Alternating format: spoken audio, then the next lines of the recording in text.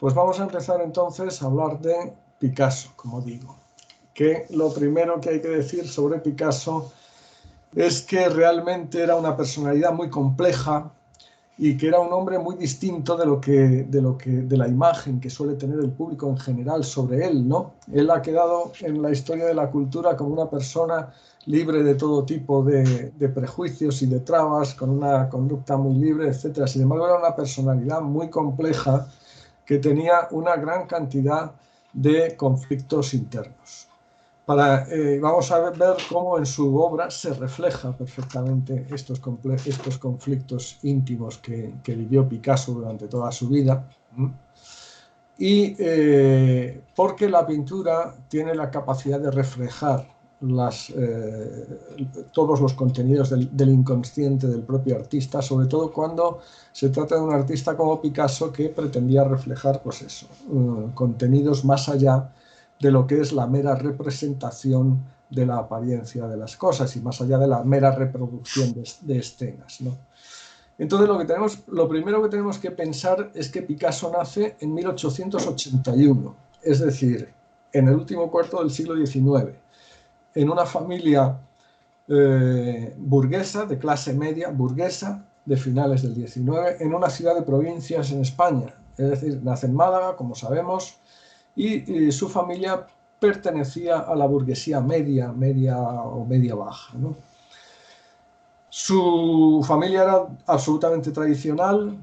Su padre era una persona identificada con la conciencia colectiva, con los valores propios de la sociedad de su tiempo, que además ya sabemos que en esa época era una sociedad que estaba muy influida por las concepciones de la Iglesia Católica. Y el padre representaba una figura prácticamente arquetípica. Es la típica persona que representa dentro del núcleo familiar, representa su papel arquetípico de padre. A esa situación Jung la llama con el calificativo de inflación psíquica. Jung llama inflación psíquica a cualquier identificación del yo, del individuo, con contenidos que están más allá de lo que es la propia conciencia, es decir, con algún aspecto de algún arquetipo inconsciente. Es evidente que la identificación del padre de Picasso es con el arquetipo paterno, ¿no? Entonces, esta imagen de un padre que representa una autoridad indiscutible dentro del grupo familiar, ¿no? El caso es que Picasso interiorizó ese tipo de valores de forma sincera. Realmente Picasso tenía un enorme respeto por sus padres durante toda su infancia y había interiorizado esos valores. Sin embargo, ya digo que el padre de Picasso de profesión era pintor, y a pesar de que, como dentro de la familia desempeñaba este papel de una forma muy, muy rígida y muy estricta, sin embargo, él en el terreno profesional era un pintor, digamos, que no había tenido mucho éxito, más bien podríamos decir que había fracasado en cierto sentido como pintor. Vivía en Málaga de dos sueldos, uno de conservador del Museo Municipal y otro de profesor de dibujo. Cuando cierran el museo tiene que trasladarse a La Coruña porque ya con uno solo de los sueldos no le da para mantener a la familia. Y en La Coruña también pasan unos años, pero después pasa a Barcelona, donde consigue un puesto de profesor de dibujo en la Escuela de Bellas Artes de Barcelona. Y entonces es ahí donde empieza, podríamos decir, lo que es la vida que va a determinar el carácter y la personalidad de Picasso. Porque resulta que a los 14 años, Picasso, que lleva practicando la pintura y el dibujo prácticamente desde la más tierna infancia, casi empezó a dibujar antes que hablar, contaba a su madre con orgullo, ¿no?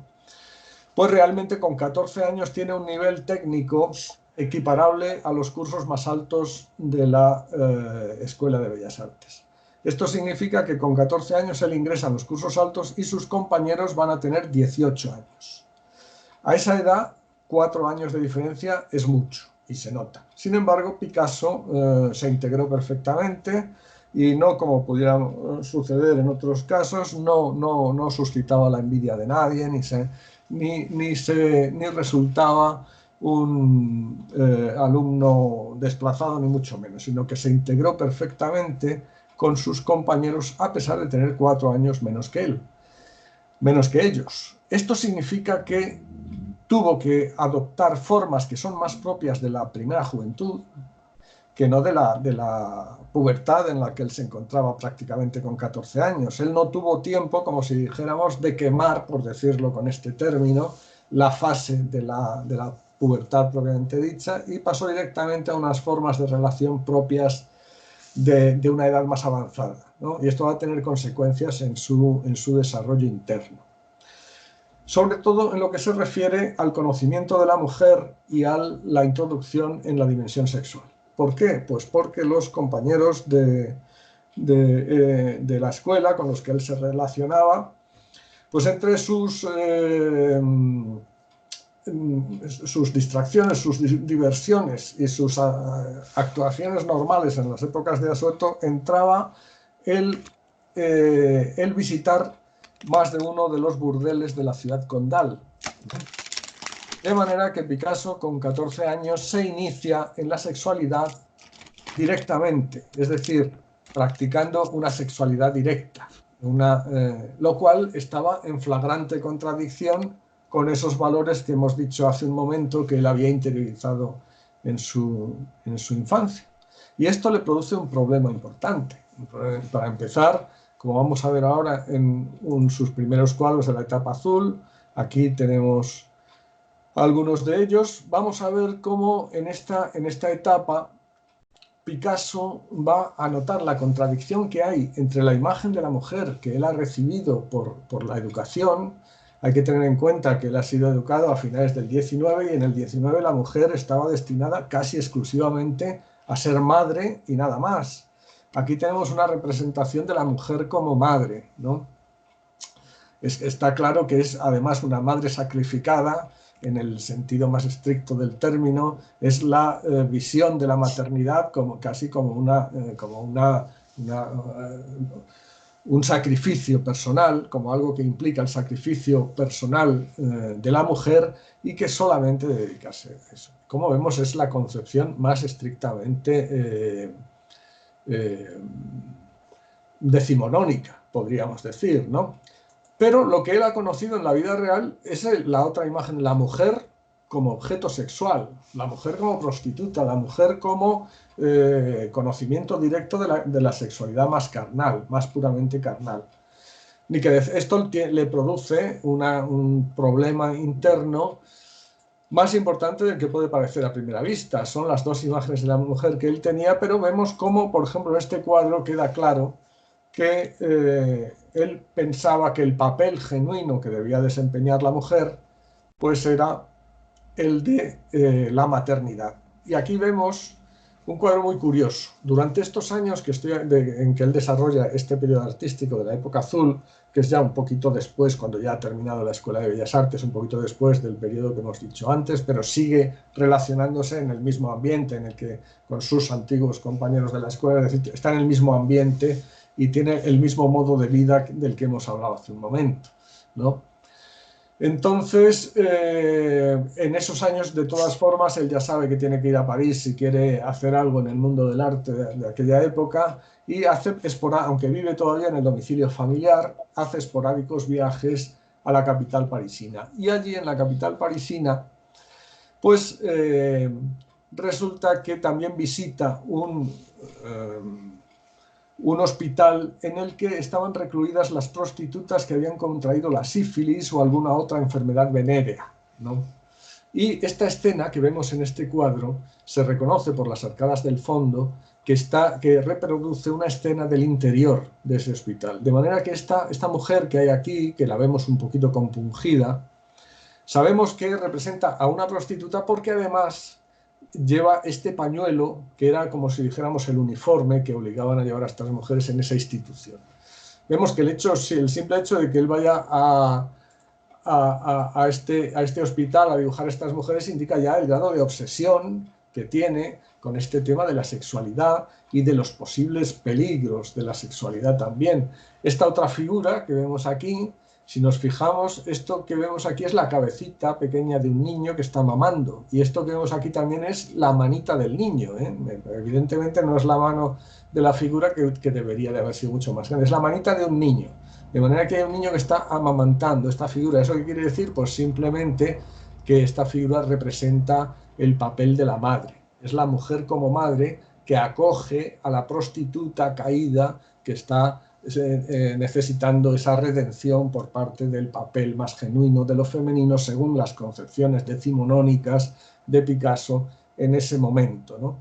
Entonces, como vemos, este problema que tiene Picasso internamente es más importante de lo que a lo mejor podemos imaginar, ¿no? Podemos imaginar que, bueno, que había cierta contradicción entre la vida que llevaba. No, pero es que esa contradicción le va a causar un sentimiento bastante profundo, que es exactamente el que vemos, por ejemplo, reflejado en estos dibujos. Estos dibujos que son también de la época azul, él tiene aquí ya 22 años y sin embargo veamos cómo en este dibujo, por ejemplo, hay una serie de parejas desnudas que representan evidentemente la vivencia del amor de pareja, pero al nivel propiamente instintivo, es decir, no son parejas tradicionales de ese momento en la sociedad burguesa, por ejemplo, son parejas que viven su relación desde el plano sexual instintivo, que ya sabemos que en esa época no era algo aceptado, ni mucho menos, sino todo lo contrario,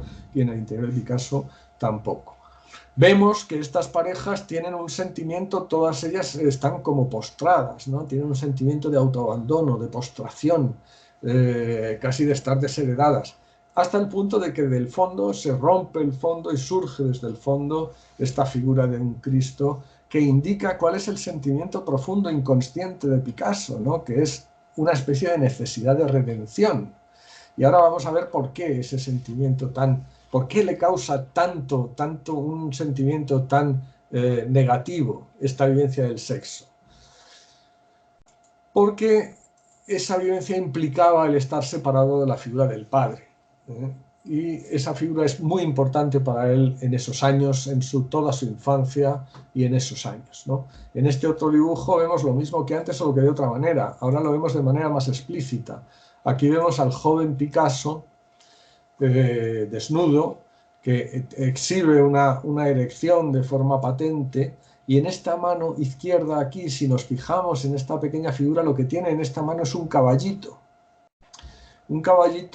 que tira de él hacia esta mujer desnuda, echada, con los brazos abiertos, que naturalmente es el sexo y la vida, es lo que simboliza esta mujer, y el caballo naturalmente es el instinto que tira de Pablo sin remisión ya hacia el sexo y la vida. Él sabe que ya no va a poder dejar de esa forma de vida y eso, sin embargo, le causa un sentimiento interior absolutamente insoportable, hasta el punto de que vuelve a tener otra figura aquí que también es una especie de redención a mitad de camino entre lo espiritual y lo familiar, ¿no? Porque esta figura que vemos aquí tiene los rasgos del padre de Picasso y eso está con esta extraña corona, pues está a mitad de camino entre un Cristo y la figura del Padre, y encima le pone unas alas que indican el carácter espiritual de esta figura. De manera que sigue teniendo esa necesidad de aceptación por parte del Padre. Es la figura paterna lo que le falta y lo que parece ser que él echa de menos en una medida muy importante. Entonces, bueno, si en cualquier momento queréis hacer alguna afirmación, alguna pregunta o comentar alguna cosa, pues no dudéis en hacerlo, ¿eh? Pero en principio yo sigo con el tema, ¿no? Entonces estamos viendo este alejamiento de la figura interna del padre que le ha producido el conocimiento de la sexualidad de manera directa a través de las relaciones con prostitutas en compañía de sus compañeros de trabajo y primero de sus compañeros de la Escuela de Bellas Artes y después con otros artistas que trabajaban en su mismo campo, y veamos cómo ha llegado a sentir esa necesidad de aceptación por parte del padre. En este dibujo parece que está enfrentando el problema, de alguna manera, ¿no? Como vemos, él está aquí representado también desnudo, abrazado a una mujer desnuda, frente a una figura que tiene también los rasgos del padre.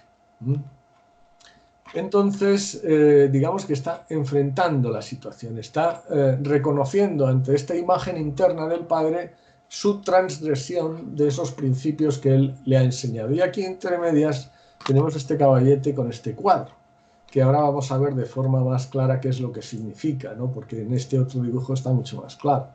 Este otro dibujo es el mismo que antes, solo que ahora hay una cosa aquí muy, muy clara. Esta mano señala con el dedo hacia el cuadro y con este otro hacia arriba.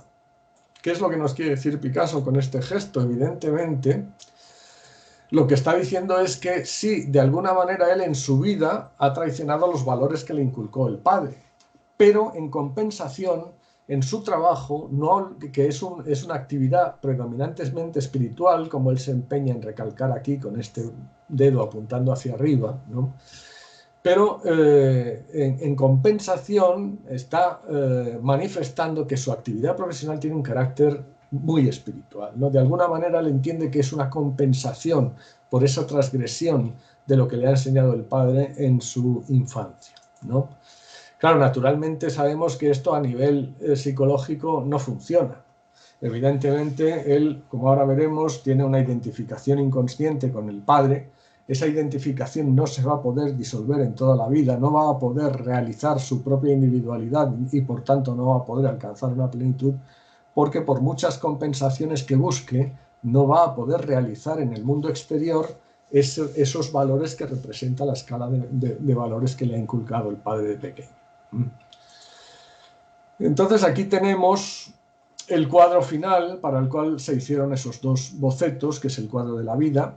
Aquí digamos que ha trascendido lo estrictamente personal. Los bocetos que hemos visto antes evidentemente son muy personales. Aquí está hablando estrictamente de su propio problema personal. Él sabe que una obra de arte tiene que trascender lo personal y Picasso es un artista ambicioso que desde el primer momento sabe que se tiene que basar en su propia vida, pero también sabe que tiene que trascenderla y que si no trascende lo que es estrictamente personal, no va a poder hacer un arte verdaderamente interesante, verdaderamente de calidad. Aquí, este es el cuadro final y, como digo, tiene contenidos que son un poco más universales que lo estrictamente personal de los dos bocetos que acabamos de ver, ¿no? Aquí tenemos cómo la pareja desnuda sigue presente en el cuadro, pero él se ha sustituido por este otro personaje, que es un personaje muy concreto. Este personaje era Casagemas, este individuo de aquí. Este personaje, este chico, este muchacho joven, es Casagemas. Casagemas era un amigo íntimo de Picasso. Era otro pintor y poeta que además era un hombre inteligente al parecer, pero que tenía un problema. Este amigo de Picasso, pocos años antes, se había suicidado. Se había suicidado porque era impotente, ¿no? Y esta de aquí, que le abraza, esta mujer desnuda que le abraza, es la amante de Casagemas, la amante frustrada de Casagemas. Tenemos que imaginar que también fue posteriormente amante de Picasso. Este Casagemas se suicidó pegándose un tiro delante de sus amigos en un bar de París, no sin antes haber intentado pegarle un tiro también a Germaine, a la que era su amante en aquel momento. Gracias a Dios falló el tiro que intentó dispararle a Germaine, pero no falló el que se dio él en la sien, murió en el acto, ¿no? De manera que aquí Picasso, esta pareja que representa indudablemente, no olvidemos que el cuadro se llama La vida, representa indudablemente la vida, el amor y la sexualidad, pero lleva en sí misma el germen de la muerte. Ha representado a la vida y a la sexualidad a través de un personaje que se suicidó precisamente por sus frustraciones en el campo del amor, ¿no?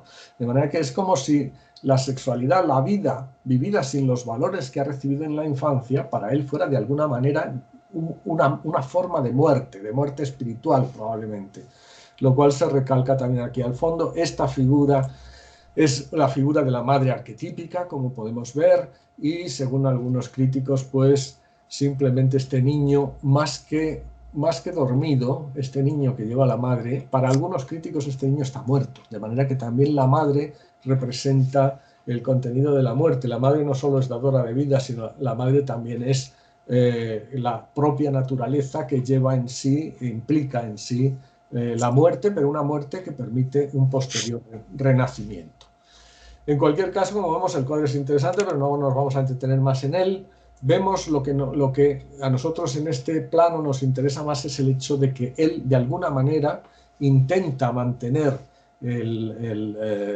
los valores que ha aprendido en la infancia a través de recordarse a sí mismo que su actividad artística es sin duda una actividad de carácter espiritual. Y en los meses siguientes a ese cuadro que acabamos de ver, es como si su imaginación fuese ahondándose cada vez más. Empieza dándose cuenta de la dicotomía que existe entre las dos imágenes de la mujer que él tiene, la ideal que ha adquirido en la infancia y la real que está viviendo a través de las correrías en los burdeles de Barcelona, ¿no? Posteriormente se da cuenta de ese sentimiento que le causa debido al alejamiento del padre e intenta autojustificarse con él, convenciéndose de que su actividad es muy espiritual. Y en los meses posteriores, él se pasa los meses posteriores haciendo una serie de cuadros en torno a la figura del padre, es decir, ha llegado al núcleo de su problema como hombre en ese momento de su vida, ¿no? Estos son los rasgos reales del padre. Este es un retrato que él hizo cuando tenía 15 años. Este era don José Ruiz Blasco, el padre de Picasso, que, como digo aquí, era un pintor fracasado, pero era una imagen paterna poderosa y despótica. Y al mismo tiempo era un padre cariñoso siempre que el hijo no se saliese de su papel de hijo. Naturalmente, eso iba a producir problemas entre ambos porque, lógicamente, Picasso tenía unas concepciones con respecto a su arte y estaba convencido de sus dotes y de su valía, y tenía unas concepciones respecto a su arte que eran bastante más avanzadas que las del padre, que era una persona muy tradicional y para el cual la pintura era una simple técnica de representación. Pero vemos cómo le obsesiona al padre, ha llegado a ese núcleo que digo de sus problemáticas en esos años, y vemos cómo le obsesiona por estos distintos cuadros, ¿no? Entonces aquí está, este cuadro se llama El viejo judío. El viejo judío, como vemos, es un mendigo muy delgado, muy ciego, al lado de un niño.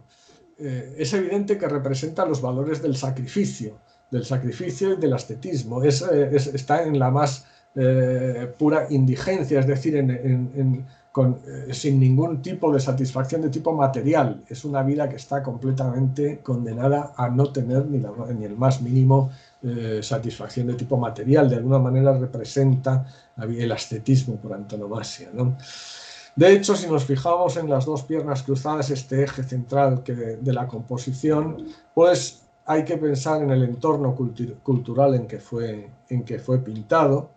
En esa época donde digo la religión tenía una influencia muy importante en la vida de todas las personas y todas las familias, es evidente que en ese ámbito había más de un crucifijo en la casa de Picasso, y Picasso había visto más de un crucifijo en su vida. Este pie es indudable que en ese ámbito recuerda claramente los pies de una crucifixión. Solo faltaría un clavo aquí en medio, ¿no? Son unos pies huesudos que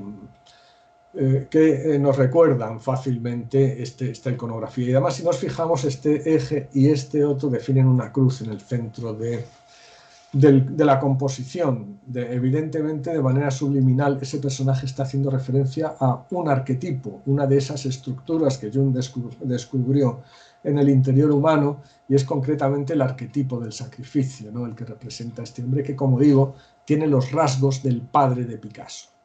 Ese ascetismo, ese negarse a la materialidad de la vida, esa renuncia instintiva que está dentro de los valores del cristianismo más tradicional e hispano, que era completamente normal en esa época en todas las familias de clase media, pues tiene una contrapartida, que es la pérdida de la visión. Es decir, la pérdida de la visión simbólicamente es la pérdida del sí mismo, de lo que Jung llama la pérdida del sí mismo, es decir, es la pérdida del sentido inmediato de nuestras acciones. Se pierde también lo que Jung llamaba la sabiduría del instinto. Uno queda alejado y se siente alejado de la vida y alejado de sí mismo. Esta es una situación arquetípica y universal. Es lo que los psicólogos junguianos llaman el complejo de separación. Cuando la renuncia instintiva en favor de los valores del yo y en favor del fortalecimiento de la conciencia, produce este alejamiento de nuestra naturaleza más genuina. Ese complejo de separación es lo que está simbolizando esta ceguera. Pero veamos cómo el niño, que evidentemente representa al yo de Picasso, si ahora veremos que por un lado es el arquetipo del sacrificio, es decir, es una instancia del inconsciente del propio pintor, pero por otro lado este niño es evidente que está representando al yo, al ego del artista, a la estructura central de la conciencia, ¿no? Veamos que se siente seguro junto al padre a pesar de la situación de estrechez material, pero él es el que tiene el único mendrugo de la pareja, es decir, también entre esta pareja vemos que se caracteriza también por la generosidad del padre hacia el hijo. Y si, como vemos, aquí hay una serie de valores que son típicamente cristianos, extraña un poco que Picasso haya llamado al cuadro el viejo judío. Entonces, eso es debido a que los judíos, si nos fijamos desde un punto de vista estrictamente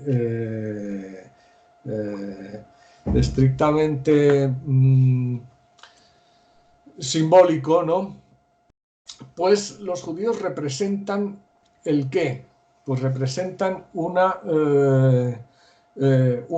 parte de la sociedad que no acepta los valores colectivos. Es decir, los judíos, una vez que en el siglo I de nuestra era fueron expulsados de Palestina, etcétera, pues han vivido estos 2000 años en sociedades ajenas a las suyas, pero manteniendo sus propios principios y su propia religión. Para el resto de las sociedades representaban ese sector de la propia personalidad que se niega a la socialización y son un gancho ideal para las proyecciones más negativas. De hecho, esto lo han sufrido ellos durante 2000 años de forma verdaderamente cruel en muchas ocasiones. Sabemos que en muchísimas épocas se les hacía responsables de todos los males que ocurrieran en la sociedad, ¿no? Es decir, si había una peste, eran los judíos los que habían traído la peste. Si pasaba cualquier cosa, los judíos, por lo visto, se les achacaba cualquier cosa. Hasta a veces se decía que sacrificaban niños y que hacían ritos extraños. Es evidente que todo ese tipo de afirmaciones son proyecciones de la propia sombra de la sociedad cristiana en la que están imbuidos, ¿no? Esas proyecciones les han valido a ellos un trato bastante desfavorable, ¿no? Entonces, los judíos son, por tanto, ese aspecto que está reprimido en el inconsciente, que está expulsado de la conciencia. Son, por decirlo así, ese sector que está expulsado de la sociedad o que no forma parte íntegra de la sociedad. Eso a nivel simbólico, ¿qué significa? Pues que está expulsado de la conciencia. Por tanto, ¿esto qué significa? Que esta tendencia, que este arquetipo del sacrificio está reprimido en el inconsciente del pintor en ese momento, pero está presente.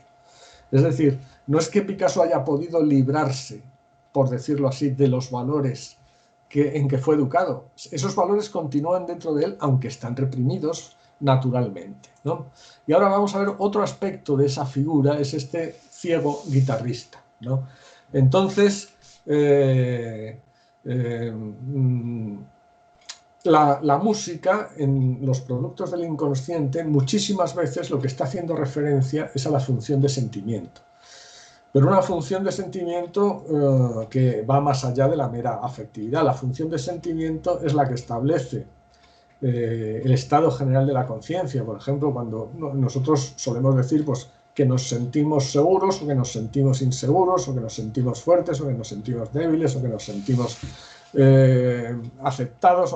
Es decir, es el estado general de la conciencia un aspecto de esta función de sentimiento, pero también es la función que establece los valores por los cuales se rige la persona.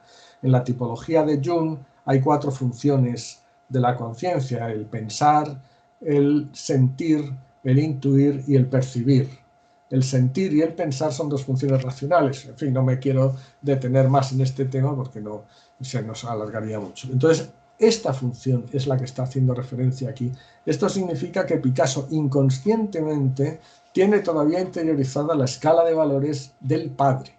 La escala de valores del padre, es decir, de esos valores decimonónicos que están en completa contradicción con el tipo de vida que él lleva. Y finalmente, bueno, aquí pues esta es otra representación del padre, que es el cuadro se llama La Asceta, y de nuevo es el aspecto de cuál era la personalidad del padre, y por tanto podemos hacernos una idea clara de que este hombre que ha ejercido una autoridad indiscutible, qué tipo de valores son los que le ha inculcado al hijo, y por tanto podemos saber y entender la importancia de este conflicto interno que vive Picasso, ¿no? En cualquier caso, la vida continúa y él crece y naturalmente tiene que irse a París, y allí desarrolla ya su carrera artística en todos los planos.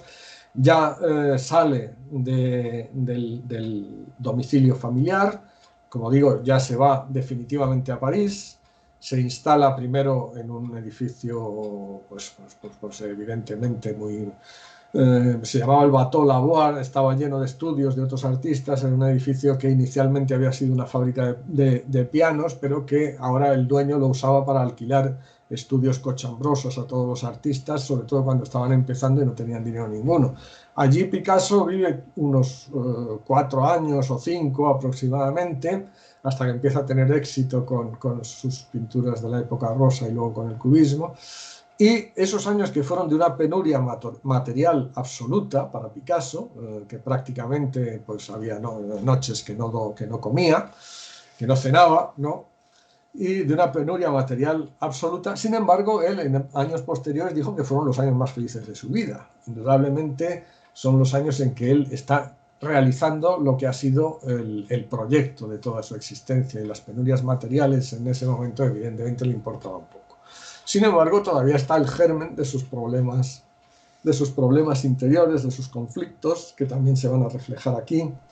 Estamos en el segundo periodo de evolución personal. El primer periodo, el periodo azul, es el enfrentamiento con la sombra. En el camino de individuación de Jung, pues hay una serie de periodos muy típicos que van determinando el desarrollo de la personalidad, de las distintas facetas de la personalidad. El primero siempre es un enfrentamiento con la propia sombra, con lo que Freud llamaba el inconsciente personal, ¿no? Ya sabemos que para Jung, detrás del inconsciente personal hay un inconsciente más amplio, que es el inconsciente colectivo. Inconsciente que para Freud nunca llegó a él, a pesar de que siempre le intrigaron mucho eso que él llamaba los remanentes arcaicos, ¿no? En cualquier caso, Picasso entra ahora en la segunda etapa del desarrollo personal, que consiste en la diferenciación de la libido de otro arquetipo, la libido de lo femenino, que es el arquetipo del ánima. Lo que Jung llama el ánima, o Robert Graves le llama la diosa blanca, etc. Es el arquetipo de lo femenino, y es como si dijéramos la segunda fase del desarrollo personal. Pero queda pendiente el problema ese que hemos visto anteriormente, y eso se refleja en que Picasso se identifica con el personaje del Arlequín. Este es un autorretrato del propio Picasso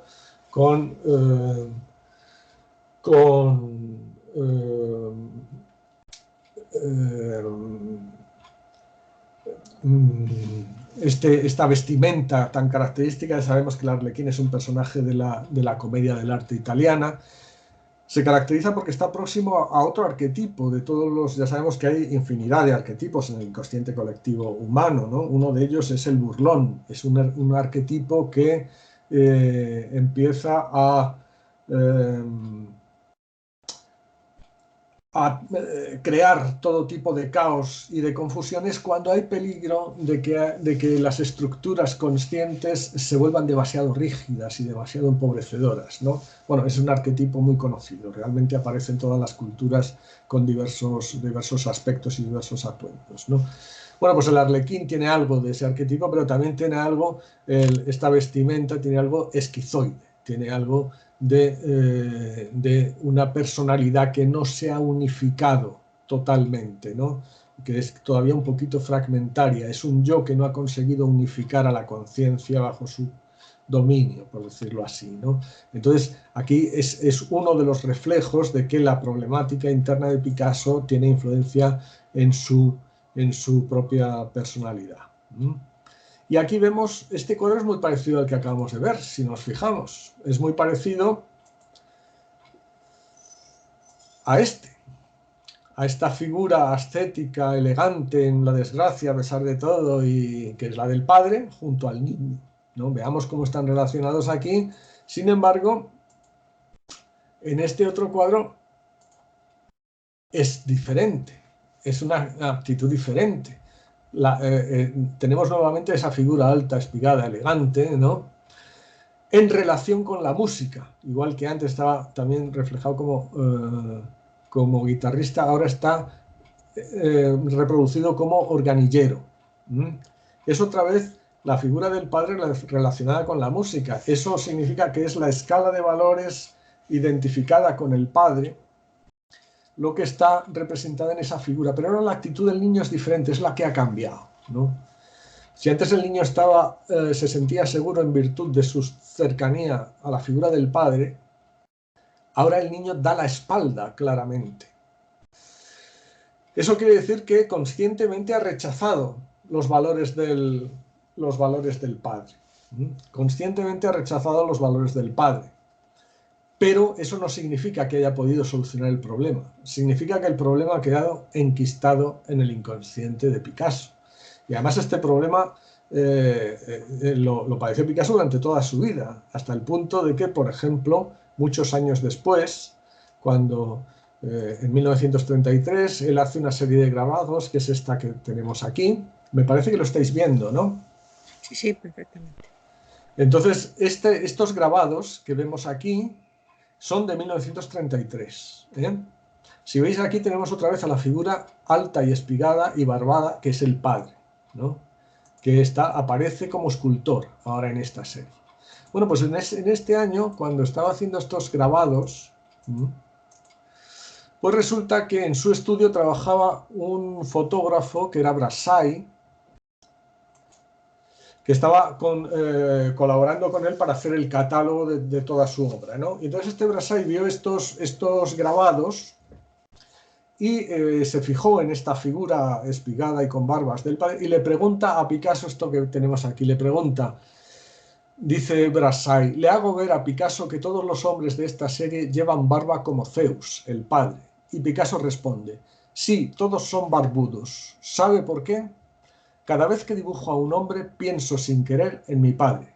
Para mí el hombre es Don José y será así toda mi vida. Llevaba barba y todos los hombres que dibujo los veo más o menos con sus rasgos.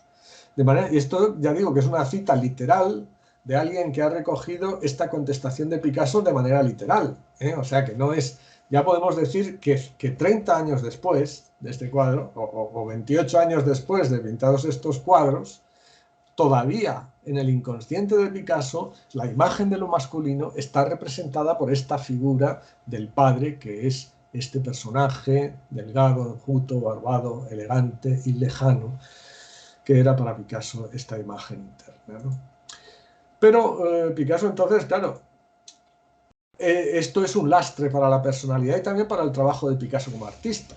No pensemos que esto simplemente es un problema de tipo personal que no tiene consecuencias incluso como artista, como ahora veremos. Y de alguna manera Picasso lo supo resolver. Supo resolver el lastre que significaba para su personalidad consciente la presencia en el inconsciente de este embrollo irresoluble para él. Lo resolvió justo cuando, con la creación de este cuadro. Este cuadro es un cuadro muy importante, no solo para Picasso, sino también para todo el arte moderno. Primero porque se reflejan en él casi todas o muchas de las etapas del proceso creativo, ¿no? Ya sabemos que la creatividad implica una serie de transformaciones en el inconsciente del sujeto de esa creatividad. Y eso se estudia hoy en día desde hace ya bastantes años en una parte de la psicología que es la psicología de la creatividad. Dicho sea de paso, la psicología de la creatividad no la inició un psicólogo, sino que la inició un matemático que fue Henri Poincaré a principios del siglo XX. Poincaré se dio cuenta de cuál era el proceso por el cual se le ocurrían a él las ideas que solucionaban los problemas matemáticos que se le presentaban en sus investigaciones, ¿no? Y lo escribió, y años después, a principios del siglo XX, la Sociedad de Psicólogos de París le invitó a dar una conferencia en la Sociedad Psicológica de París sobre estas cuestiones que él había descubierto con respecto a las situaciones que acompañan a la aparición de las ideas que solucionan los problemas técnicos. Bueno, pues esa conferencia que dio Poincaré en París, en la Sociedad de Psicología de París, es la que se considera el principio, la inauguración, por decirlo así, de la psicología del arte. Y posteriormente también ha habido otro matemático muy interesante que también se dedicó, le interesaba más no solo las matemáticas, en donde era un destacado matemático, sino el proceso inconsciente de resolución de problemática. Y este matemático es un poquito posterior a Poincaré, se llama Hadamard, y también era francés también, y también es un personaje muy interesante para estos estudios de la psicología de la creatividad. Bueno, pues en este cuadro se reflejan muchos de los procesos. Nosotros no vamos a tener tiempo aquí ahora de verlo en detalle, porque nos interesa sobre todo el aspecto psicológico, ¿no? El simbolismo de la personalidad inconsciente de Picasso y cómo soluciona de alguna manera esta situación en la que él se encuentra, ¿no? Veamos que estamos aquí en este boceto. Este es uno de los bocetos preparatorios del cuadro de las señoritas de Aviñón, ¿no? Entonces vemos aquí cómo estamos en el interior de un burdel, ¿eh? Ya vemos que hay 5 señoritas que están desnudas, están más o menos activas, están exhibiéndose, está incluso con una actitud provocadora absoluta, ¿eh? Pero y las demás son estas señoritas de aquí, ¿no? En el centro vemos, es un entorno desde el punto de vista simbólico dominado evidentemente por lo femenino en el plano más puramente instintivo. Estamos en el interior del panorama de la personalidad de Picasso, que está dominado por esta situación, por esta energía de lo femenino, es la que domina en su vida de alguna manera. Y aquí tenemos en el centro este personaje masculino, sentado en una actitud bastante pasiva, en principio, está sentado sin más, ¿no? Por las indicaciones del pintor, años después, cuando se le preguntaba qué era cada quien, bueno, según el pintor, este personaje es un marinero que ha llegado aquí al burdel en el que se desarrolla esta escena, que es el cuadro, ¿no? Entonces, evidentemente, este marinero lo que representa es el principio masculino de la personalidad de Picasso, en el panorama interno de su conciencia, de su personalidad, ¿no? Veamos que lo más significativo es este símbolo que tiene aquí abajo, que es este porrón. El porrón, como todos conocemos lo que es un porrón, lo hemos visto muchas veces, ¿no? Se caracteriza porque es ese largo pitorro que tiene, ¿no? Que indudablemente desde el punto de vista simbólico tiene un carácter fálico indiscutible, ¿eh? Tiene un carácter fálico indiscutible. Entonces podríamos pensar que es un símbolo masculino, que es un símbolo de poder. Sin embargo, no, porque es un recipiente. No olvidemos que el porrón es un recipiente. Y todo recipiente en sí mismo es o tiene capacidad para ser símbolo de lo femenino. Y además este recipiente, en lo que es la parte más propiamente del recipiente, tiene forma de seno materno, de manera que el porrón es un símbolo ideal para reflejar el estado de una masculinidad atrapada en lo materno. Es decir, es lo que los psicólogos llaman la fijación materna. Es un símbolo ideal para expresar la situación de la personalidad de Picasso atrapada en la fijación materna. Y claro, podemos decir, bueno, pero a lo mejor no es eso, pudiera ser, pero quién sabe si realmente pudiera ser. Bueno, pero es que hay más cuadros en donde podemos ver esta misma situación, ¿no? Este cuadro, que es anterior al que estamos viendo, pues es bastante parecido. Si nos fijamos, ahora estamos en el interior de un harén. Esto ya no es un burdel, es un harén. Bueno, pero es lo mismo. Es un ámbito dominado por la sensualidad femenina. Es un ámbito de lo femenino. Y dentro de este ámbito dominado por lo femenino más sensual, resulta que tenemos un principio masculino que está aquí también en una situación absolutamente pasiva. Concretamente, en este cuadro, que como digo es un harén, este personaje ya no es un marinero, claro, pero es un eunuco. De manera que el principio masculino nuevamente queda reflejado en otra escena de manera inconsciente. Picasso nos da idea de cuál es la situación de su interior, de la personalidad interior suya. En ese momento, como vemos, este principio masculino representado por el eunuco está también con carácter pasivo. Además, indirectamente, un eunuco sabemos que era una persona castrada. De manera que simbólicamente está haciendo referencia a cierto sentimiento de castración que Picasso padeció durante toda la época azul. Ahora veremos que se va a librar de él. Pero de momento esa es su situación. Y como vemos esa situación, nuevamente vemos que este personaje está en relación con la libido oral, representada por esta comida, y aparece de nuevo ese símbolo que acabábamos de analizar del porrón. De manera que ahora ya sí tenemos confirmación de que en efecto el porrón está simbolizando eso que yo acabo de decir hace un momento. Es una masculinidad atrapada en la fijación materna y que por tanto tiene carácter dependiente, pasivo, y tiene cierta dificultad para poner esa libido en situación progresiva, y eso se refleja no solo a nivel personal, sino también en su trabajo. Va a ser importante. Si no hubiera superado esta situación, Picasso no hubiera alcanzado nunca las cotas que alcanzó como artista, a pesar de lo mucho que se trivializa hoy en día su pintura. Picasso indudablemente tiene unos grandes logros en el mundo del arte. Pero veamos cómo se va a ir solucionando ese problema y esa fijación, ¿no? Ese problema se va a solucionar a través de esta figura que aparece aquí en este boceto, que como vemos es alguien que entra de repente en este entorno dominado por lo femenino, ¿no? En este ámbito interior que está dominado por lo femenino. Y según las indicaciones vemos cómo se para este cortinaje y entra. Según las indicaciones del pintor en años posteriores, este personaje es un estudiante de medicina que entra en ese momento en el burdel, ¿no? ¿Qué puede representar un estudiante a nivel simbólico? Bueno, pues es evidentemente representación simbólica de la función de pensamiento. Hemos visto que la función de sentimiento, que es la que establece los valores por los cuales se rige la conciencia del individuo, estaba representada por el padre y estaba reprimida.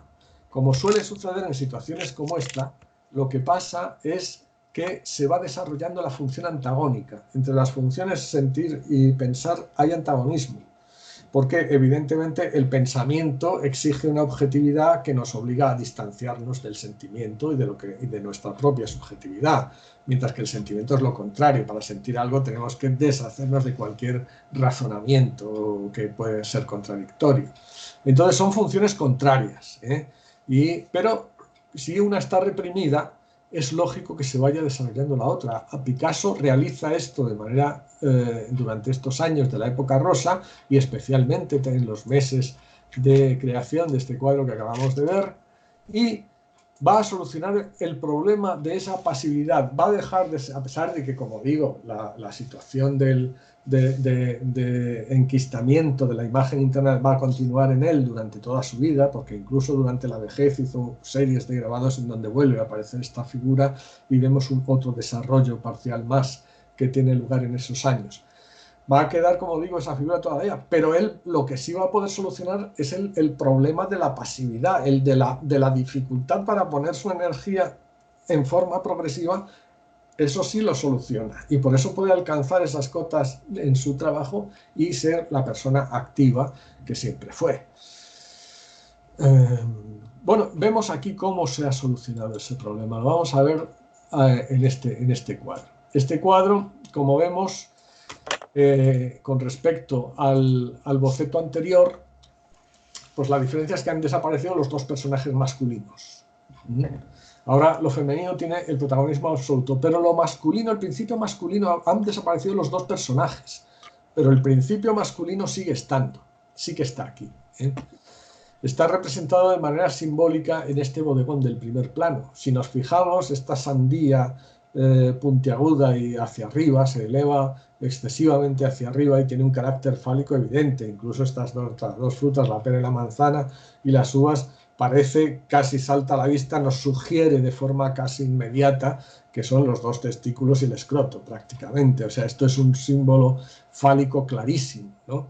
Y precisamente por eso, por ser un símbolo fálico, pues resulta que está simbolizando en este caso al yo del pintor. Está simbolizando al yo del pintor, ¿no? Es decir, el yo del pintor se ha identificado con esta libido oral.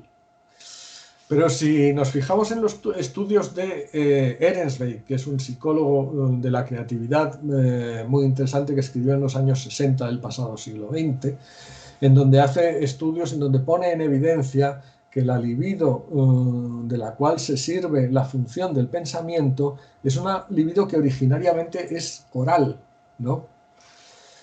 Pertenece a ese tronco de energía oral. Incluso el propio Jung, en alguno de sus trabajos, no lo voy a citar ahora aquí extensamente, pero concretamente en este libro, que es Símbolos de Transformación, encuentra también esta relación de la libido oral con el lenguaje y con el pensamiento, ¿no? De manera que esta libido oral que está aquí convertida en símbolo fálico, lo que está expresando es la identificación del ego del artista con la función de pensamiento. A partir de aquí, el pensamiento es lo que Jung llama la función superior para la conciencia de Picasso. Es la función por la cual se va a seguir, a guiar él, no solo en su arte, sino también en la vida. Y eso mismo se va a reflejar aquí, en estas señoritas. Estas señoritas, como vemos, ahora tienen unos ojos muy marcados, ¿no? Los ojos, indudablemente, son los instrumentos por los cuales vemos, y el ver, simbólicamente, muchas veces se dice ver en lugar de comprender. A alguien le podemos preguntar, ¿lo ves o no lo ves? Y le estamos diciendo, ¿lo comprendes o no lo comprendes? ¿No? Realmente la relación entre el ver y el pensar es también bastante directa, ¿no? Por otra parte, esta identificación con la figura de un pensamiento, como vemos, se convierte aquí en un instrumento cortante. El pensamiento, sobre todo cuando es analítico, el pensamiento analítico es una especie de bisturí con el cual diseccionamos la realidad y podemos entrever los distintos elementos que componen cada una de las realidades. El pensamiento, sobre todo cuando es analítico, el pensamiento analítico es un verdadero bisturí para analizar la realidad, ¿no? Y eso se va a reflejar aquí, de manera que ahora él se ha identificado con esta función de pensamiento y es lo que va a aplicar en su vida y en su obra, en su vida y en su obra también, ¿no? Eso lo vemos aquí, por ejemplo. A partir de ese cuadro, como sabemos, nace el cubismo. El cubismo, que es este cuadro, este es un ejemplo de pintura cubista, este es un poco posterior, es ya del momento ya más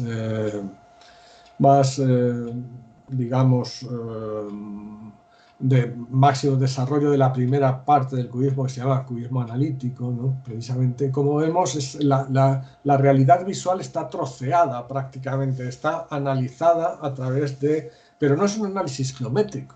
Muchas veces se dice y se oye por ahí el tema de que el cubismo es un análisis geométrico de la realidad. No. El cubismo es un análisis perceptivo de la realidad visual. Lo que analiza Picasso, y además para desarrollar este movimiento se basa en las investigaciones de Cézanne. Picasso se da cuenta, como ya lo había hecho Cézanne antes que él, de que todo lo que tenemos delante no entra en la conciencia. Hay percepciones conscientes y percepciones inconscientes. De todo lo que tenemos delante hay muchas cosas que pasan directamente al inconsciente de la persona sin haber pasado por la parte consciente. Pues bien, cuando se está representando y se está utilizando la pintura para reproducir la realidad, un aspecto propiamente representativo, pues resulta que si nosotros subrayamos o potenciamos de alguna manera las percepciones que nosotros sabemos que son inconscientes, es decir, las que menos se captan, resulta que la figura adquiere una potencia tremenda, ¿no? Adquiere una potencia tremenda. Y eso es la base que va desarrollando Picasso en el cubismo. De manera que es un análisis perceptivo, es un análisis muy radical, pero es un análisis perceptivo, no es un análisis geométrico. Aquí no hay geometría de ningún tipo. Entonces, eso es muy interesante porque Picasso también logra trascender lo que sería el mero análisis en sí, que eso tendría interés pues, desde un punto de vista, digamos, psicológico, perceptivo, podríamos decir, pero desde un punto de vista estético hay que ir más allá, claro. Eso le sirve a él de excusa para profundizar en la imagen que tiene delante y consigue crear cuadros como esto. Esto, por ejemplo, si hablamos de los estudios de creatividad, que son más propios de Ellensweig, como digo, concretamente, no sé si ahora pues es el libro más conocido, la obra más conocida de Ellensweig es un libro que se llama El orden oculto del arte, y en él Ellensweig analiza los distintos símbolos que aparecen según los grados de profundidad que la imaginación del artista alcanza, ya sea una obra plástica, o sea una obra literaria, o sea incluso una obra científica. Bueno, pues este cuadro que tenemos aquí pertenece a lo que Ellensweig llama la profundidad oceánica. Es decir, es el nivel más profundo. Por cierto, el término oceánico es de Freud. Freud, en algunos estudios, analiza algunas experiencias de los místicos y en esas experiencias detecta que hay una especie de vivencia de la trascendencia del místico en donde el yo del individuo parece fundirse con el entorno, ¿no? Esa experiencia de fusión universal, de unidad trascendente de todo lo creado, es lo que Freud utiliza este término de oceánico. Ellensweig, en sus estudios de psicología del arte, aprovecha el término oceánico para describir el estado más profundo en el proceso creativo. Cuando el proceso creativo se verifica, es cuando el artista, el literato o el científico alcanzan este nivel de desdiferenciación total. En este nivel es el nivel, evidentemente, si hablamos con el lenguaje no de Ellensweig, sino de Jung, significa que la imaginación ha profundizado hasta el nivel del inconsciente colectivo. En el inconsciente colectivo todas las realidades están entremezcladas, es decir, la conciencia no puede, la conciencia distingue unas realidades de otras. Las cosas no pueden ser a la vez ellas y su contrario. Para la racionalidad de la conciencia eso es imposible. Sin embargo, en el inconsciente pasa todo lo contrario. Las cosas son ellas y sus contrarias y todas las cosas están entremezcladas. Digamos que no hay una distinción racional. Y cuanto más ahondamos en la imaginación y más llegamos más hondo en el inconsciente, cuanto más profundizamos, cuanto más eso, más indiferenciada es la visión de todo lo que acaece, ¿no? Entonces, este cuadro, evidentemente, remite a ese tipo de profundidad oceánica, como lo llamaría Ellensweig, de forma clara, evidenciando que Picasso ha sido capaz, a pesar de todas sus complejidades íntimas y de sus problemas personales, ha sido capaz de trabajar a un nivel de profundidad la máxima que se puede alcanzar y conseguir así conseguir así obras de una calidad excepcional como es esta, por ejemplo, ¿no? Donde se percibe de alguna manera, hay alguna vivencia de esta unidad trascendente de todo lo real, ¿no? Voy a ver un poco. Entonces, este tipo de cuadros nos indican que Picasso ha superado de alguna manera, ha podido dejar de lado sus problemas personales y convertirse en un artista capaz de trabajar en todos los niveles de eso. Por cierto, que también hay que decir que cuando Picasso empieza este cuadro, que hemos visto aquí, el que hemos comentado, la situación íntima de la personalidad de Picasso era esta, la que se refleja en este boceto y la que se refleja también en este otro cuadro, es decir, la de una masculinidad atrapada en la pasividad de la fijación materna. Cuando termina el cuadro, ha superado esa pasividad y ¿eso qué quiere decir? Eso significa que el nivel de conciencia ha aumentado. Bueno, pues es importante decir que en eso consiste un verdadero proceso creativo. No se puede hablar de proceso creativo si no hay un aumento en el nivel de conciencia. Hoy en día la palabra creatividad se emplea con mucha superficialidad y con mucha alegría, pero en realidad no hay verdadera creatividad si no se produce este salto en el nivel de conciencia. Si no hay, pues podemos hablar de cosas novedosas o de cosas más o menos originales o de cosas más o menos atractivas, pero desde luego no creación. Creación auténtica implica una elevación en el nivel de conciencia, ¿no? Entonces, bueno, pues esta es la, digamos, el, el- el primer desarrollo de Picasso como persona y como artista. Ya digo que me he tenido que ceñir a los aspectos más propiamente psicológicos, dejar un poco de lado lo que son estrictamente cuestiones más de tipo estético y de psicología del arte en general. Nos hemos ceñido en la psicología de Picasso porque creo que es interesante saber cómo la personalidad del artista se implica en las producciones de su obra, ¿no? Bueno, pues yo nada más, con esto he terminado mi exposición. Deciros también que, vamos a ver, ahora estáis viendo otra vez, sí, deciros también que yo escribí estos dos libros. Este es el análisis de lo que he contado más o menos en esta conferencia. He explicado de forma, claro, mucho más detallada y con muchos más datos, etcétera, ¿no? Y que luego también escribí este otro en donde analicé un segundo momento del desarrollo de Picasso con respecto a ese mismo problema que estábamos hablando de la imagen del padre, etcétera, ¿no? Y por si, bueno, pues si a alguno le puede interesar alguno de estos dos temas, pues quiero mostraros estos dos libros que todavía que se pueden obtener pues en Amazon, por ejemplo, en la Casa del Libro se pueden obtener, ¿no? Y con esto, como digo, bueno, pues yo he terminado mi exposición y entonces, pues nada, me gustaría saber vuestra opinión al respecto y si tenéis alguna cuestión que comentar o que decir, ¿no?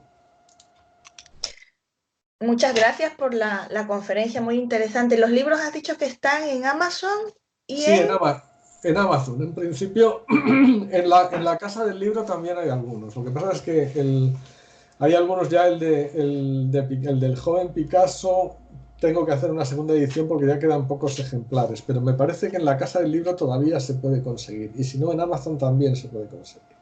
Y el otro también. muy bien. Bueno, y entonces, pues nada más. Muchísimas gracias, me llama la atención. Y al final, la pregunta que me hago yo, entonces Sí, fue un hombre que realmente sufrió mucho, o sea, indudable- felicidad. indudablemente. A Sí, lo mejor sí. era feliz a través de sus obras, pero me queda la duda, ¿no? Si realmente era Sí. feliz a través de sus No, obras no, maravillosas. no, no. Lo que se dice plenamente feliz, yo estoy convencido de que no lo fue en toda su vida, sino al contrario, fue un hombre frustrado en muchos aspectos y por eso era tan destructivo. Picasso era muy destructivo con las personas más allegadas, tanto con sus parejas como con sus hijos. Era una persona terriblemente destructiva. Y es que en el fondo era una persona que estaba bastante frustrada en Sí, muchos aspectos, ¿eh? Y incluso, bueno, él siempre tuvo la esperanza de poder terminar solucionando este problema, de alguna manera alcanzando un reconocimiento que nunca obtuvo por parte de esta imagen interna. En el fondo lo que él está buscando es un reconocimiento por parte del padre que nunca obtuvo. claro, Entonces, claro. claro, entonces en épocas adultas, cuando ya el padre real ha muerto, inconscientemente se sigue buscando ese reconocimiento de forma simbólica. Pero como él determinadas circunstancias de la vida le obligaron pues a ser un perpetuo adolescente, en definitiva, pues nunca resolvió ni siquiera a nivel simbólico este conflicto interno. Y yo creo que él, bueno, de hecho él era una persona depresiva, vamos, depresiva en algunos momentos, pero sufría depresiones fuertes, ¿eh? Sí, Él, por ejemplo, esto lo cuenta François Gillot, que fue una de sus fue amante de Picasso en los años finales de los 40 y principios de los 50. Escribió un libro sobre su vida con Picasso, ¿no? Y ella cuenta que todas las mañanas era difícil hacerle salir de la cama, porque empezaba diciendo que tenía un montón de enfermedades, que su mujer legal, de la cual se había separado hacía ya 10 años, le escribía una carta diaria y no hacía más que amargarle la existencia. Le perseguía por las calles de París, o cuando iba de veraneo también se la encontraba de vez en cuando y le atacaba a ella o a sus parejas, a él o a sus parejas. Segundo, decía que su hijo también le preocupaba. Luego decía que nadie entendía su pintura. Y entonces ella, Françoise Gillot, cuenta que la tocaba a ella todas las mañanas decirle: no estás tan enfermo. Segundo, los problemas de tu mujer no son tan graves, ya se arreglarán. Tu hijo no es tan desastre como tú piensas. Y eres el artista mejor considerado de la historia, casi, ¿no? Por no hablar de que ya era... Bueno, pues todas esas realidades no eran suficientes y al final terminaba... Lo único que realmente le conseguía animar y animarle a iniciar la jornada, una jornada más, era cuando ella le decía: y además estoy segura de que hoy vas a conseguir hacer algo importante en pintura. La pintura era lo que todavía estaba cargado de energía para él. Todos los demás aspectos de la vida le resultaban un problema insoluble. Y eso que él era ya millonario, pero para dejar dinero para las 3 generaciones siguientes.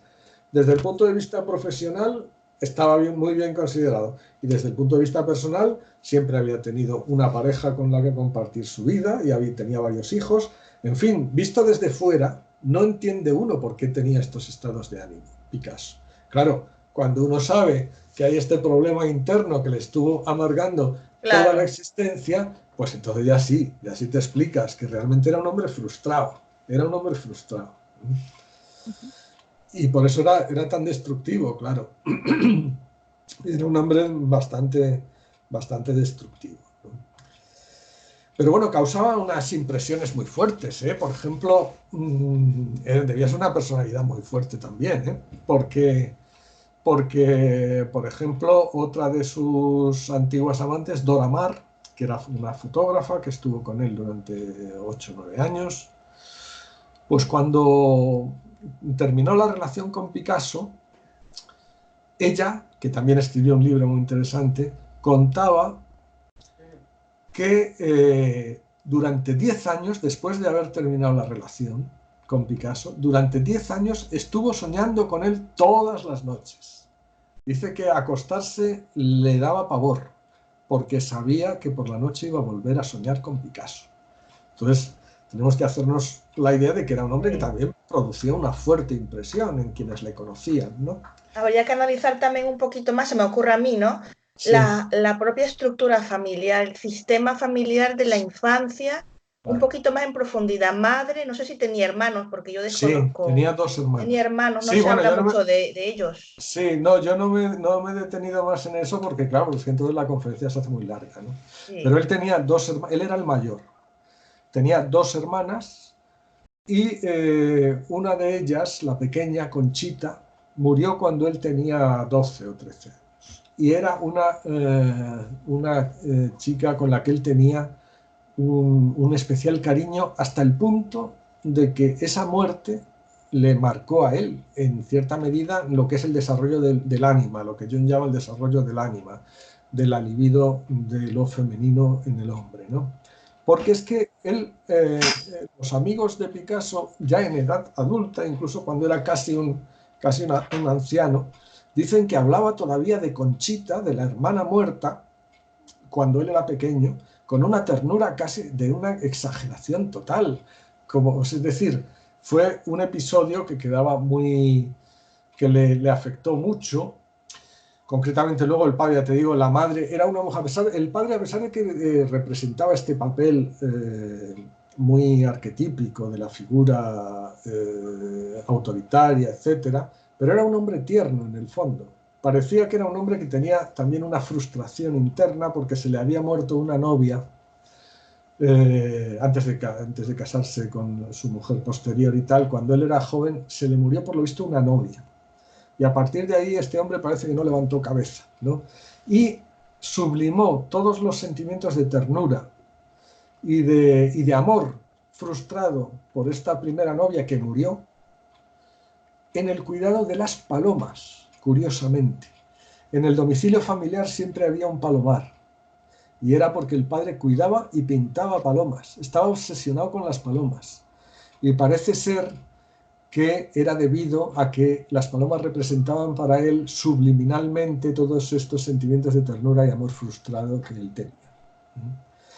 De manera que en Picasso, cuando aparecen las palomas, hay que pensar en muchas cosas. Hay que pensar en el padre, Claro.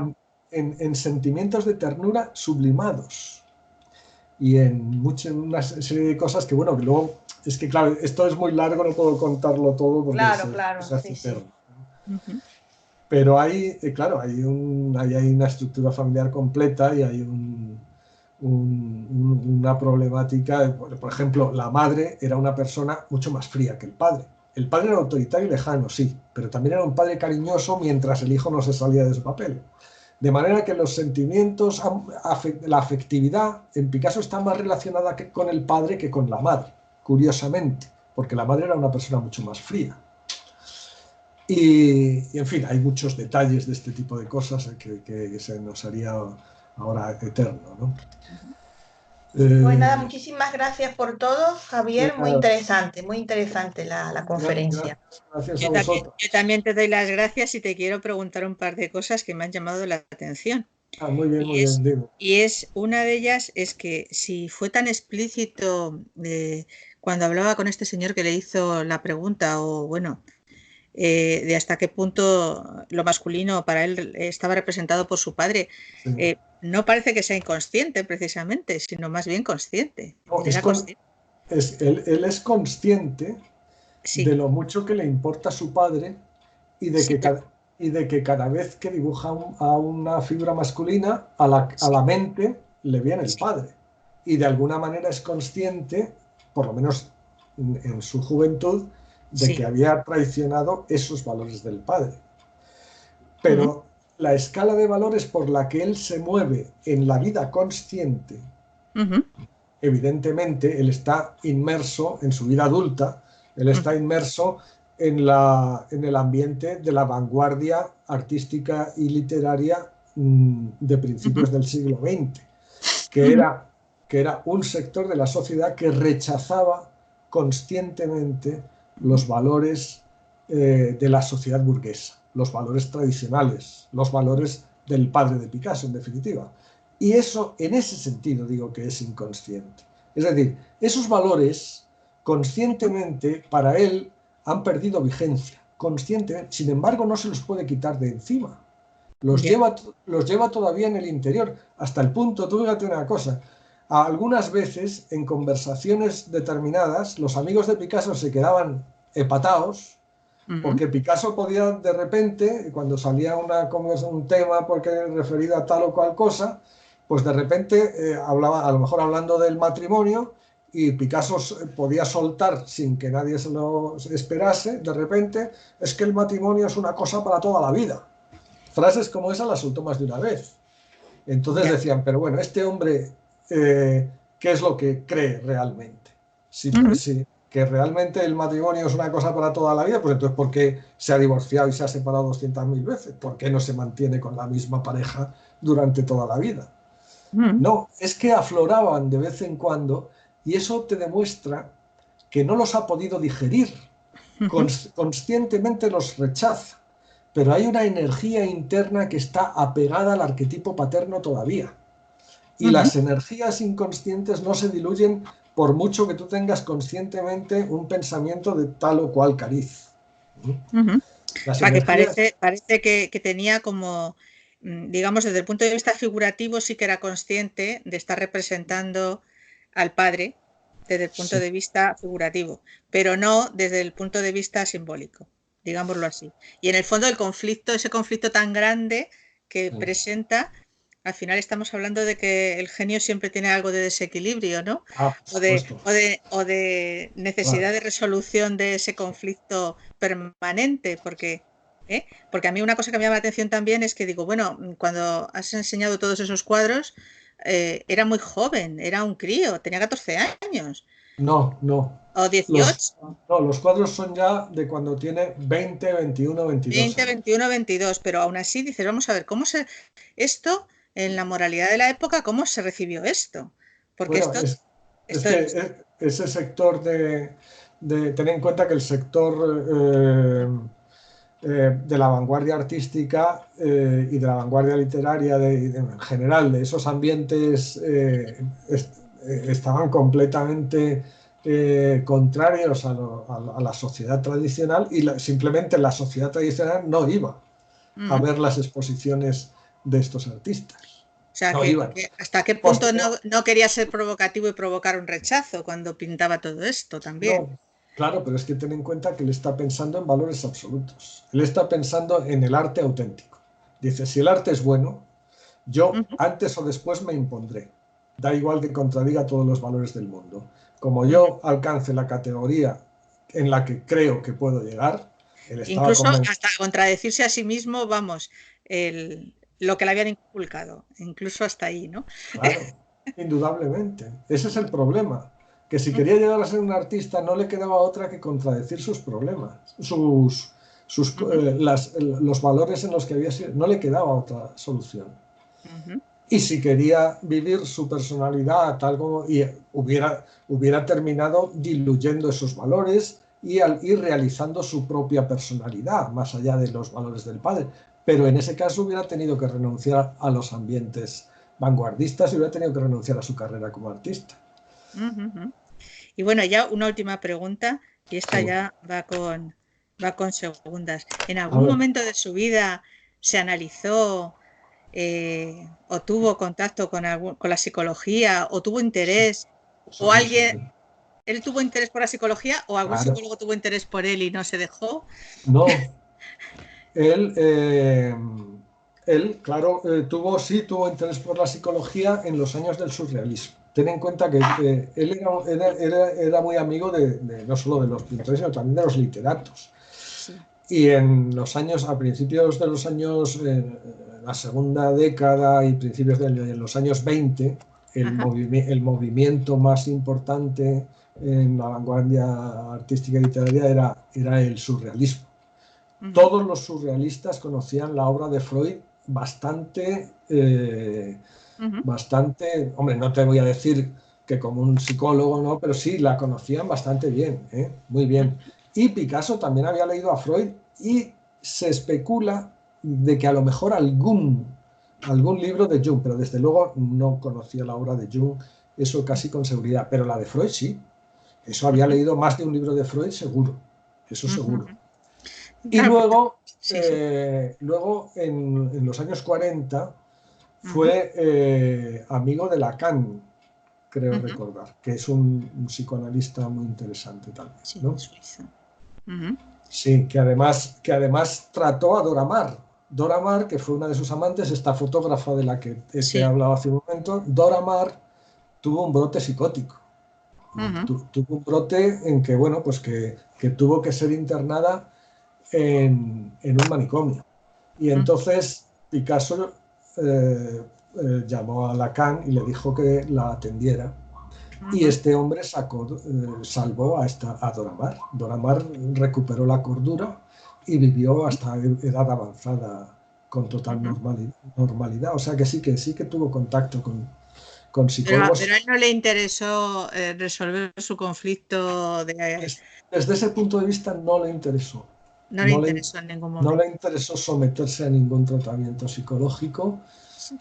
Con esos picos de comportamiento tan llamativos y con esa serie de pseudodepresiones, porque luego se levantaba y era un poco maníaco, ¿no? Trabajando y todo este tipo de cosas, pues bueno, pues podía haberle dado por buscar alguna clase de supongo que psicológica. Sí, pero supongo que no se sentía enfermo, ¿entiendes?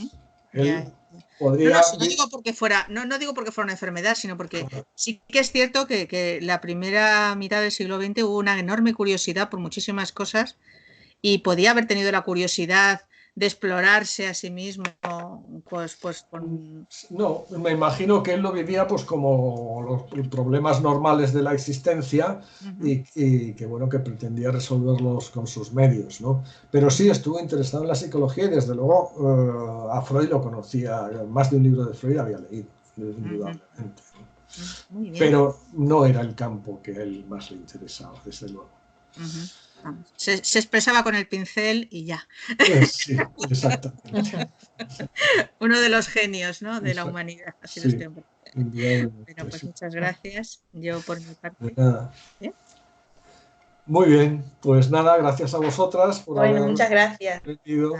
Y pues nada, si queréis damos... Muy interesante, le miraremos con otros ojos. Sí, yo creo que es... Cuando veamos la obra, ¿verdad? Vamos a mirarlo con más profundidad. Muy interesante lo de los bocetos, ¿eh? Lo de los bocetos preparatorios, sí, porque los cuadros a lo mejor los conoces, pero los bocetos no, pues una aproximación diferente, ¿no? Claro. Que no suele estar tan... No se conoce tanto desde fuera, ¿no? El proceso creativo, que ese es el tema también. No se conoce en general, no. Pero yo creo que es muy interesante. Bueno, pues nada, pues muchas gracias. Pues nada, buenas tardes y nada. Hasta luego, buenas tardes. Hasta luego, buenas tardes. Gracias. Adiós, hasta luego. Gracias.